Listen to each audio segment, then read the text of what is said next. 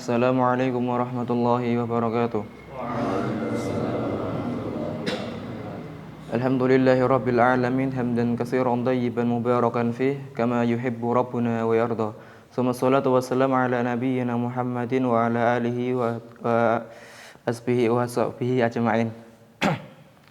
Pertama-tama marilah kita senantiasa panjatkan rasa syukur kita kepada Allah, senantiasa kita puji Allah atas nikmat-nikmat yang telah diberikan kepada kita, atas semua nikmat yang telah Allah titipkan kepada kita, semua nikmat yang kita rasakan pada hari-hari kita, sepanjang hidup kita, karena tanpa nikmat yang Allah berikan, kita tidak akan mampu satu detik pun menjalani kehidupan di dunia ini. Dan tanpa nikmat yang Allah berikan pula, tanpa rahmatnya, kita tidak akan mampu masuk ke dalam surganya.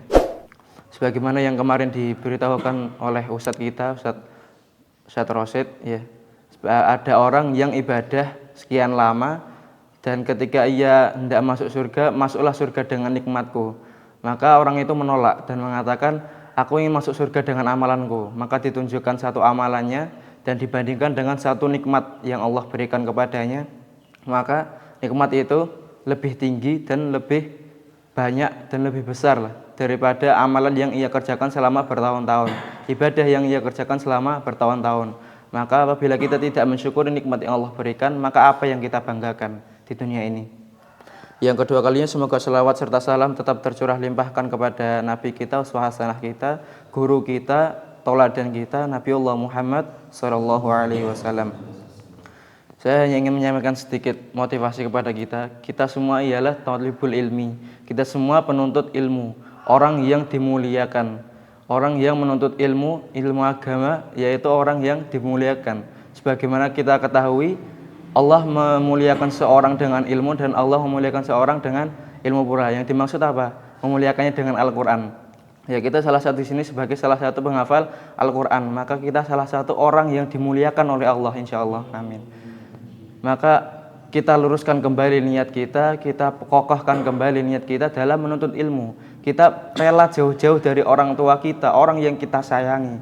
Kita rela jauh-jauh dari saudara kita, orang yang mungkin ketika kita berkumpul dengan mereka kita merasa nyaman dibandingkan ketika kita berkumpul dengan orang-orang yang di pondok. Mungkin orang-orang di pondok orang-orang baru, kita belum terlalu kenal, kita nggak paham, kita nggak enjoy, kita nggak friendly gitu kan.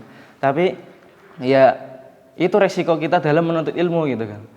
Kita rela jauh-jauh datang ke sini untuk menuntut ilmu, maka marilah kita kuatkan niat kita kembali, luruskan niat kita kembali dalam menuntut ilmu. Ada sebuah perumpamaan.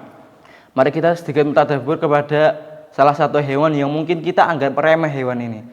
Hewan apa? Semut.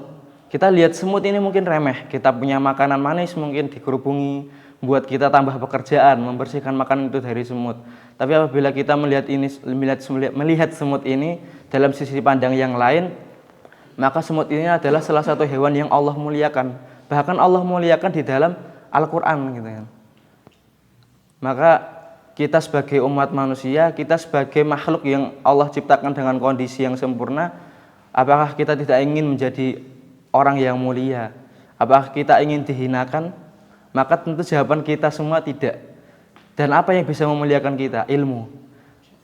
Maka ya disinilah tempatnya. Kita sudah berada di tempat di mana kita bisa mendapatkan kemuliaan itu. Maka marilah kita bersungguh-sungguh, maka marilah kita luruskan niat kita kembali, kokohkan niat kita kembali, ingat tujuan awal kita di sini apa.